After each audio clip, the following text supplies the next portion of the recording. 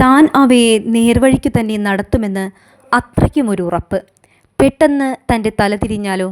ഈ ആടുകളെയൊക്കെ പിടിച്ച് ഓരോന്നിനെയായി കൊല്ലാൻ തുടങ്ങിയാൽ ഒരുപക്ഷേ ഒട്ടുമുക്കാലും ചത്തുതീരുന്നതുവരെ തങ്ങളെ പിടികൂടിയിരിക്കുന്ന ആപത്തിനെക്കുറിച്ച് അവ മനസ്സിലാക്കുകയേ ഇല്ല.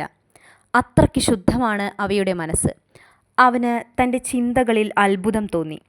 എന്തേ ഇങ്ങനെയൊരു ദുഷ്ടബുദ്ധി തൻ്റെ മനസ്സിൽ കടന്നുകൂടാൻ? ഈ പഴയ പള്ളി വല്ല ബാധയുമുള്ള സ്ഥലമായിരിക്കുമോ? അന്ന് കണ്ടുമറന്ന സ്വപ്നം ഇവിടെ വന്നപ്പോൾ വീണ്ടും, പിന്നെ ഇപ്പോൾ ഈ ദുഷ്ടചിന്തയും. തൻ്റെ വിശ്വസ്തരായ ആട്ടിൻപറ്റത്തിനു നേരെ ഉള്ളിലുയർന്ന ക്രൂരത. അവന് വിഷമം തോന്നി. കയ്യിൽ കരുതിയിരുന്ന വീഞ്ഞു കുപ്പിയിൽ നിന്ന് 2 കവിൾ എടുത്തു കുടിച്ചു. കുപ്പായം ഒന്നുകൂടി ഇറുക്കിപ്പിടിച്ച് നല്ലവണ്ണം പുതച്ചു. ഏതാനും മണിക്കൂർ കഴിഞ്ഞാൽ സൂര്യൻ ഉച്ചിയിൽ എത്തുമെന്ന് അവനറിയാമായിരുന്നു. അപ്പോൾ ചൂടിൻ്റെ ആധിക്യം കൊണ്ട് വയലുകളിലൂടെ ആട്ടിൻപറ്റത്തെ നയിച്ചുകൊണ്ടു പോകുവാൻ കഴിയുകയില്ല. വേനൽക്കാലത്ത് സ്പെയിനിലെ എല്ലാവരും കിടന്നുറങ്ങുന്ന സമയമാണത്. രാത്രി ഇരുൾ പരക്കുന്നതുവരെ ഈ ചൂട് നീണ്ടു നിൽക്കും. അത്ര നേരം അവൻ തൻ്റെ കുപ്പായവും തൂക്കി നടക്കണം. കുപ്പായത്തിൻ്റെ ഭാരത്തെക്കുറിച്ചോർത്തപ്പോൾ അത് ചെയ്യുന്ന സഹായവും അവനോർത്തു. വെളുപ്പാൻ കാലത്തെ കുളിരിനെതിരെ പിടിച്ചു നിൽക്കാൻ കഴിയുന്നത് ആ കുപ്പായം ഒന്നുകൊണ്ട് മാത്രമാണ്. മാറ്റങ്ങൾക്ക് നാം തയ്യാറായിരിക്കേണ്ടതുമുണ്ട്, അവൻ ചിന്തിച്ചു. കുപ്പായത്തിൻ്റെ കനത്തിനും ഊഷ്മളതയ്ക്കും അവൻ നന്ദി പറഞ്ഞു. കുപ്പായത്തിനൊരു നിയോഗമുണ്ടായിരുന്നു. അതുപോലെ തന്നെ അവനും. തുടർച്ചയായ യാത്രയായിരിക്കാം അവന് വിധിച്ചിരിക്കുന്നത്. ഈ ആൻഡലൂസിയൻ പ്രദേശങ്ങളിൽ അവൻ ചുറ്റിത്തിരിയാൻ തുടങ്ങിയിട്ട് 2 വർഷത്തിൽ ഏറെ കാലമായി. ഇപ്പോൾ എല്ലാം കാണാപ്പാഠം. ഈ ഭാഗത്തെ ഓരോ മുക്കും മൂലയും. ഇത്തവണ അവളെ കാണുമ്പോൾ അവൾക്ക് പറഞ്ഞു കൊടുക്കണം, തന്നെപ്പോലുള്ളൊരു സാധാരണ ആട്ടിടയൻ എഴുത്തും വായനയും പഠിച്ചത് എങ്ങനെയെന്ന്. ഏതാണ്ട് ഈ ആടുകളെപ്പോലെ തന്നെയായിരുന്നു അവൻ്റെ അച്ഛനമ്മമാരും. വയറു നിറച്ച് ആഹാരത്തിനു വേണ്ടി ദിവസം മുഴുവൻ അധ്വാനിക്കുക. അവരുടെ ഏറ്റവും വലിയ മോഹം മകനെ ഒരു പുരോഹിതനായി കാണുക എന്നതായിരുന്നു. കുടുംബത്തിന് അതിൽപരം ഒരു അഭിമാനം ഉണ്ടാകാനുണ്ടോ? 16 വയസ്സുവരെ ഒരു സെമിനാരിയിൽ ചേർന്ന് അവൻ പഠിക്കുകയും ചെയ്തു. ലാറ്റിനും സ്പാനിഷും ദൈവശാസ്ത്രവും അവൻ അഭ്യസിച്ചു. പക്ഷേ കുട്ടിക്കാലം മുതൽക്ക് തന്നെ അവൻ ലോകത്തെക്കുറിച്ച് അറിയാനാണ് ആഗ്രഹിച്ചത്. ദൈവത്തെക്കുറിച്ചും മനുഷ്യൻ്റെ പാപങ്ങളെക്കുറിച്ചുമൊക്കെ പഠിക്കുന്നതിലേറെ പ്രാധാന്യം അവൻ അതിന് നൽകി.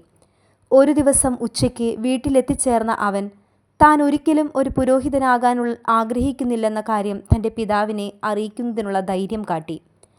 തനിക്ക് യാത്ര പോകണമെന്നും ലോകം കാണണമെന്നും അവൻ പിതാവിനെ അറിയിച്ചു. നോക്ക്, നിനക്കറിയോ? അവൻ്റെ അച്ഛൻ ചോദിച്ചു. ലോകത്തിൻ്റെ എല്ലാ ഭാഗത്തു നിന്നും ആളുകൾ ഈ ഗ്രാമം വഴി കടന്നു പോകാറുണ്ട്. പുതുമകൾ തേടിയാണ് അവർ വരിക. പക്ഷേ അടിസ്ഥാനപരമായി യാതൊരു മാറ്റവും വരാതെ തന്നെ അവർ തിരിച്ചു പോകും.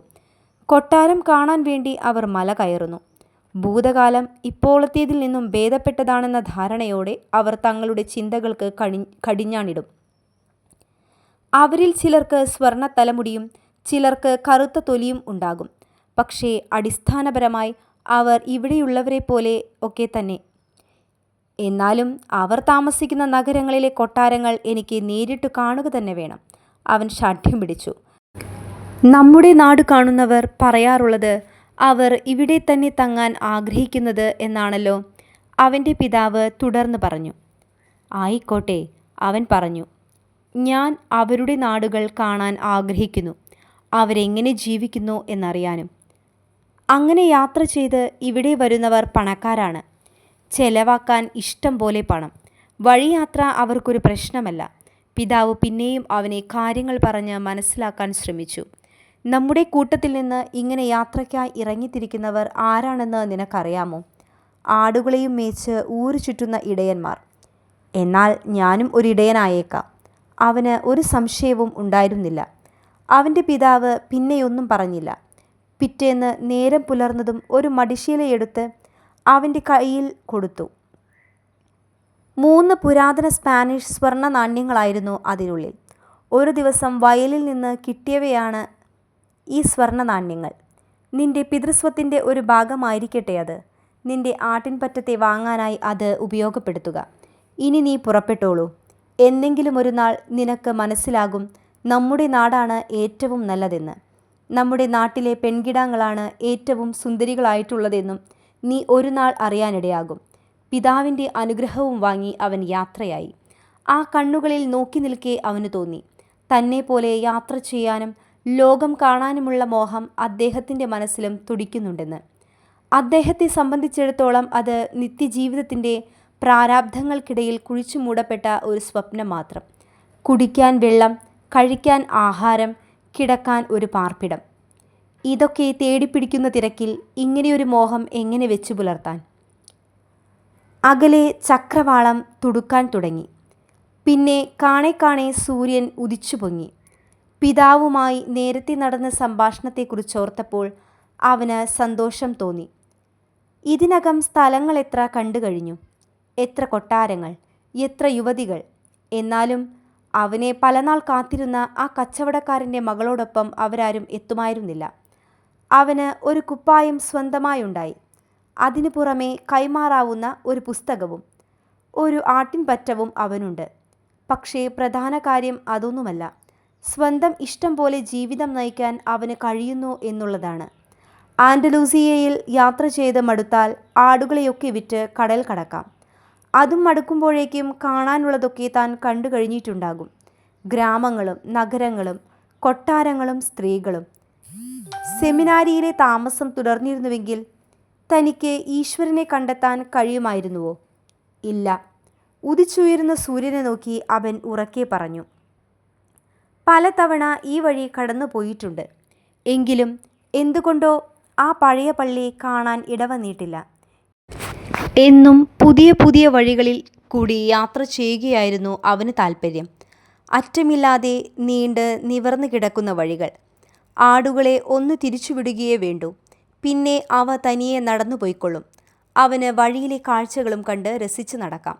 വഴി ഏതായാലും ആടുകൾക്ക് ഒന്നുമില്ല. അവയ്ക്കെല്ലാം ഒരുപോലെ തന്നെ. മേച്ചിൽപ്പുറങ്ങൾ മാറുന്നതും ഋതുക്കൾ കടന്നു പോകുന്നതും അവ മനസ്സിലാക്കുന്നില്ല. വയറു നിറയെ പുല്ലും വെള്ളവും കിട്ടണം. അതിനപ്പുറം അവയ്ക്ക് വല്ലതും അറിയേണ്ടതുണ്ടോ? ഒരു നിലയ്ക്ക് മനുഷ്യരുടെ പ്രകൃതവും ഇതുപോലെ തന്നെ. കിട്ടേണ്ടത് കിട്ടിക്കഴിഞ്ഞാൽ പിന്നെ വേറൊന്നിലേക്കും നോട്ടമില്ല. തൻ്റെ കാര്യം തന്നെ നോക്കൂ. കച്ചവടക്കാരൻ്റെ മകളെ കണ്ടുമുട്ടിയതിൽ പിന്നെ വേറൊരു പെൺകുട്ടിയെപ്പറ്റി താൻ ചിന്തിച്ചിട്ടേയില്ലല്ലോ. വെയിലും നോക്കി അവൻ സമയം കണക്കാക്കി. ഇങ്ങനെ പോയാൽ ഉച്ചയോടെ ടരീഫയിലെത്താം. അവിടെ നിന്ന് വായിക്കാനുള്ള പുസ്തകം മാറ്റിയെടുക്കണം. കനമുള്ള പുസ്തകം തിരഞ്ഞെടുക്കാൻ ഓർമ്മ വയ്ക്കണം. ഒഴിയാറായ വീഞ്ഞു കുപ്പിയും നിറയ്ക്കണം. നന്നായൊന്ന് താടി വടിക്കാം, മുടിയും വെട്ടിക്കാം. തൻ്റെ പെണ്ണിനെ കാണാൻ പോകുകയല്ലേ. ആ ഉത്സാഹത്തിനിടയിൽ ഒരു കാര്യം മനഃപൂർവ്വം അവൻ ഓർമ്മയിൽ നിന്ന് മാറ്റി നിർത്തി. കൂടുതൽ സമ്പന്നനായ ഒരാട്ടിടയൻ ആ വഴി ചെന്നിട്ടുണ്ടെങ്കിലോ, അവളെ വിവാഹം കഴിച്ച് കൊണ്ടുപോയിട്ടുണ്ടെങ്കിലോ. ഒരിക്കൽ കൂടി സൂര്യനെ നോക്കി അവൻ സമയം ക്ലിപ്തപ്പെടുത്തി.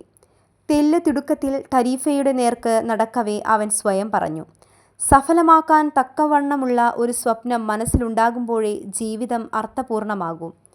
അപ്പോഴാണവന് പെട്ടെന്ന് ഓർമ്മ വന്നത്. സ്വപ്നങ്ങൾ വിശകലനം ചെയ്ത് അവയുടെ അർത്ഥം പറയുന്ന ഒരു വൃദ്ധ ടരീഫയിലുണ്ടല്ലോ.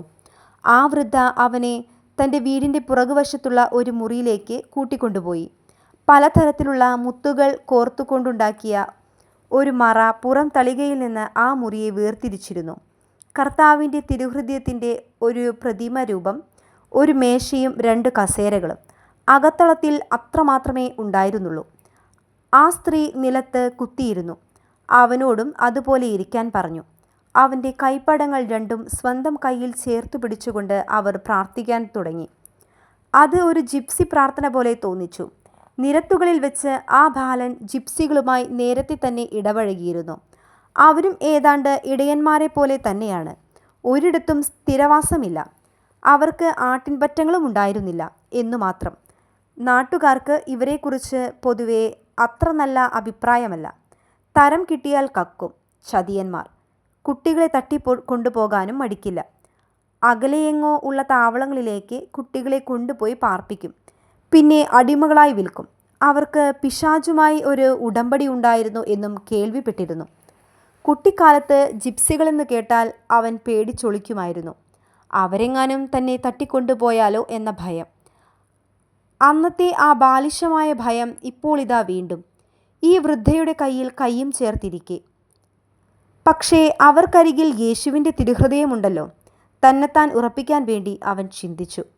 തൻ്റെ കൈവിറയ്ക്കുന്നത് ആ വൃദ്ധയുടെ ശ്രദ്ധയിൽപ്പെടുത്തുവാൻ അവൻ ആഗ്രഹിച്ചില്ല. അവൻ നിശബ്ദമായി പ്രാർത്ഥിച്ചു, സ്വർഗസ്ഥനായ പിതാവേ. ഇതെന്താണിങ്ങനെ? വൃദ്ധയുടെ സ്വരത്തിൽ വിസ്മയം. അവൻ്റെ ഉള്ളം കൈയിൽ തന്നെ ദൃഷ്ടി ഉറപ്പിച്ചുകൊണ്ട് ഏറെ നേരം അവർ വെറുതെയിരുന്നു. ആ ബാലൻ അസ്വസ്ഥനാവുകയായിരുന്നു. അവൻ്റെ കൈകൾ വിറയ്ക്കാൻ തുടങ്ങി.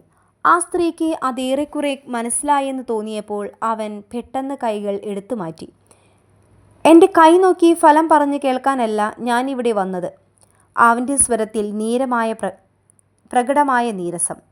തള്ളയ്ക്ക് വല്ല കാശും കൊടുത്ത് ഇവിടെ നിന്ന് എഴുന്നേറ്റ് പോകുകയാണ് നല്ലതെന്ന് അവന് തോന്നി. ഒന്നും വേണ്ട. ഒരേ സ്വപ്നം 2 തവണ കണ്ടെന്ന് വെച്ച് അതിത്ര കാര്യമായി എടുക്കേണ്ടതുണ്ടോ? ഇവരാണെങ്കിൽ അതിനെപ്പറ്റി ഒരക്ഷരം മിണ്ടുന്നുമില്ല. ഓ, നീ കണ്ട സ്വപ്നത്തിൻ്റെ പൊരുളറിയണം അല്ലേ? വൃദ്ധ പെട്ടെന്ന് സംസാരിക്കാൻ തുടങ്ങി. നിനക്കറിയുമോ, ദൈവത്തിൻ്റെ അരുളപ്പാടാണ് സ്വപ്നങ്ങൾ. അവിടുന്ന് നമ്മുടെ ഭാഷയിലാണ് സംസാരിക്കുന്നതെങ്കിൽ അതിൻ്റെ അർത്ഥവും ഉദ്ദേശവും ഞാൻ നിനക്ക് പറഞ്ഞു തരുമായിരുന്നു. പക്ഷേ ആത്മാവിൻ്റെ ഭാഷയിലാണ് അദ്ദേഹം സംസാരിക്കുന്നതെങ്കിൽ അത് മനസ്സിലാക്കാൻ അന്യനായ ഒരാൾക്ക് ആവില്ല. അവനവന് മാത്രമേ കഴിയൂ. എന്തായാലും നിന്റെ കയ്യിൽ നിന്ന് ഞാനിതിന് കൂലി വാങ്ങും. അതുകൂടാതെ കഴിയില്ല. മറ്റൊരു സൂത്രം, അവൻ വിചാരിച്ചു. അല്ലെങ്കിലും ഇതാണല്ലോ ഇക്കൂട്ടരുടെ സ്ഥിരം പതിവ്. എന്തായാലും നോക്കാം. ഇങ്ങനെ പേടിച്ചു പിന്മാറാൻ പറ്റുമോ? ചെന്നായ്ക്കൾക്കും വരൾച്ചയ്ക്കുമൊക്കെ എതിരായി എപ്പോഴും കരുതലോടെ മുന്നേറേണ്ടതല്ലേ ഒരിടയൻ? അതെല്ലാമല്ലേ ഒരു ഇടയൻ്റെ ജീവിതത്തെ തികച്ചും മനോഹരമാക്കുന്നത്. നോക്കൂ, ഒരേ സ്വപ്നം ഒരു മാറ്റവും കൂടാതെ അതേ മട്ടിൽ ഞാൻ 2 തവണയായി കാണുന്നു. അവൻ ഞാനിവിടെ വന്നതിൻ്റെ ഉദ്ദേശം വിവരിച്ചു. ഒരു വയലിൻ്റെ നടുവിലാണ് ഞാൻ, ഒപ്പം എൻ്റെ ആടുകളും. പെട്ടെന്ന് ഒരു കൊച്ചുകുട്ടി എവിടെ നിന്നോ വന്ന് എൻ്റെ ആടുകളുടെ കൂടെ ചേർന്ന് കളിക്കാൻ തുടങ്ങി. സാധാരണയായി ഞാൻ അതിന് സമ്മതിക്കാറില്ല. പരിചയമില്ലാത്തവരെ അരികിൽ കണ്ടാൽ ആടുകളുടെ മട്ടുമാറും. പക്ഷേ കുട്ടികളാണെങ്കിൽ അവയ്ക്ക് ഭയമില്ല. എനിക്കെപ്പോഴും അത്ഭുതം തോന്നാറുണ്ട്. ഇവറ്റയ്ക്ക് എങ്ങനെയാണാവോ മനുഷ്യരുടെ പ്രായം കണക്കാക്കാൻ പറ്റുന്നത്? അതും ഇതും പറയാതെ നീ കണ്ട സ്വപ്നത്തെക്കുറിച്ച് മാത്രം പറഞ്ഞാൽ മതി. വൃദ്ധ അക്ഷമ പ്രകടിപ്പിച്ചു. എനിക്ക് അടുക്കളയിൽ പണിയുണ്ട്. അല്ലെങ്കിലും നിനക്ക് വേണ്ടി അധിക സമയം മെനക്കെടുത്താനൊന്നും ഞാൻ വിചാരിക്കുന്നില്ല. അതിന് തക്കവണ്ണമൊന്നും നിന്റെ കയ്യിൽ പണവുമില്ലല്ലോ. ശരി. അവൻ്റെ സ്വരത്തിൽ ലേശം ജാള്യത. കുറച്ചധിക നേരം ആ കുട്ടി എൻ്റെ ആടുകളുമായി കളിച്ചു. പിന്നെ പെട്ടെന്ന് ഓടി വന്ന് എൻ്റെ 2 കൈയും കൂട്ടിപ്പിടിച്ചു. എന്നെ പൊക്കിയെടുത്തു. താഴെ വെച്ചത് ഈജിപ്തിലെ പിരമിഡുകൾക്കടുത്ത്. അവൻ തെല്ലിട നിർത്തി. ആ വൃദ്ധയുടെ മുഖത്തേക്ക് നോക്കി. ഈജിപ്ത്, പിരമിഡ്, അവരുടെ മുഖത്ത് എന്തെങ്കിലും ഭാവമുണ്ടോ? ഇല്ല. ആ കണ്ണുകൾ തികച്ചും നിർവികാരമായിരുന്നു. അവർ ഒന്നും മിണ്ടിയില്ല. അവൻ വീണ്ടും പറഞ്ഞു തുടങ്ങി. വാക്കുകൾ ഓരോന്നും വേർതിരിച്ചെടുത്ത് അവരുടെ മനസ്സിൽ അവ വ്യക്തമായി പതിയട്ടെ എന്ന ഭാവത്തോടെ. ഈജിപ്തിൽ പിരമിഡുകളുടെ സമീപത്ത് എന്നെ കൊണ്ടുചെന്ന് നിർത്തി അവൾ എന്നോട് പറഞ്ഞു, ഹാ, അതൊരു പെൺകുട്ടിയായിരുന്നു. ഇവിടെ തിരഞ്ഞോളൂ. നിനക്ക് വലിയൊരു നിധി കിട്ടും. നിധി കിടക്കുന്ന സ്ഥലം അവൾ കൃത്യമായി കാണിച്ചു തരാൻ തുടങ്ങുമ്പോഴേക്കും ഞാൻ ഉണർന്നുപോയി. 2 പ്രാവശ്യവും. മറുപടിയൊന്നും പറയാതെ ആ സ്ത്രീ ഏതാനും നിമിഷം അതാലോചിച്ചിരുന്നു. വീണ്ടും അവൻ്റെ ഉള്ളം കൈയെടുത്ത് ശ്രദ്ധയോടെ നോക്കാൻ തുടങ്ങി. എനിക്കിപ്പോൾ നീ പ്രതിഫലമൊന്നും തരേണ്ട. തികഞ്ഞ ഗൗരവത്തോടെയാണ് അവർ അത് പറഞ്ഞത്. പക്ഷേ എന്നെങ്കിലും ആ നിധി നീ കൈക്കലാക്കിയാൽ അതിൻ്റെ 10-1 എനിക്ക് തരണം. തൽക്കാലത്തെ ലാഭം. അവൻ അല്പം ഉറക്കെ തന്നെ ചിരിച്ചു. കയ്യിൽ 4 കാശ് തികച്ചില്ല. അതിൽ നിന്ന് 1 പങ്ക് ഇവർക്ക് കൊടുക്കാതെ കഴിഞ്ഞല്ലോ. ഒളിഞ്ഞ നിധി സ്വപ്നം കണ്ടതിൻ്റെ ഗുണം. എന്നാലും അവൻ പറഞ്ഞു, ശരി, സമ്മതിച്ചു. എൻ്റെ സ്വപ്നത്തിൻ്റെ അർത്ഥമെന്താണ്? അത് പറഞ്ഞില്ലല്ലോ. പറയാം. അതിനു മുമ്പ് നീ എനിക്ക് വാക്കു തരണം. ഞാൻ പറയാൻ പോകുന്നതിന് പ്രതിഫലമായി നിനക്ക് കിട്ടാൻ പോകുന്ന നിധിയുടെ 10-1 എനിക്ക് തരാമെന്ന്. അവർ വീണ്ടും അതുതന്നെ പറഞ്ഞു. ശരി, ഞാൻ വാക്കു തരുന്നു. കർത്താവിൻ്റെ ഈ തിരുഹൃദയമാണ് സത്യം. നിധി കിട്ടിയാൽ അതിൻ്റെ 10-1 നിങ്ങൾക്ക്. ഈ സ്വപ്നത്തിൽ അത്ര അസാധാരണമായി ഒന്നും കാണുന്നില്ല. എനിക്കത് വ്യാഖ്യാനിച്ചു തരാൻ കഴിയും. കുറച്ച് പ്രയാസപ്പെടണമെന്ന് മാത്രം. അതുകൊണ്ടാണ് നീ കണ്ടെത്തുന്നതിൻ്റെ ഓരോഹരി എനിക്ക് അവകാശപ്പെട്ടതാണെന്ന് തോന്നുന്നത്. ഒന്ന് നിർത്തി കുറച്ചുനേരം എന്തോ ആലോചിച്ചതിനു ശേഷമാണ് പിന്നീട് അവർ അത് പറഞ്ഞത്. എൻ്റെ അഭിപ്രായം തീർച്ചയായും നീ പിരമിഡുകൾ തേടി പോകണം എന്ന് തന്നെയാണ്. അതെവിടെയാണെന്ന് എനിക്കറിഞ്ഞുകൂടാ. ഏതായാലും അത് പറഞ്ഞു തന്നത് ഒരു കൊച്ചുകുട്ടിയല്ലേ. ആ വാക്കുകൾ വെറുതെയാവില്ല. പൊയ്ക്കൊള്ളൂ, ഒട്ടും ശങ്കിക്കേണ്ട. നീ ആ നിധി കണ്ടെത്തുക തന്നെ ചെയ്യും.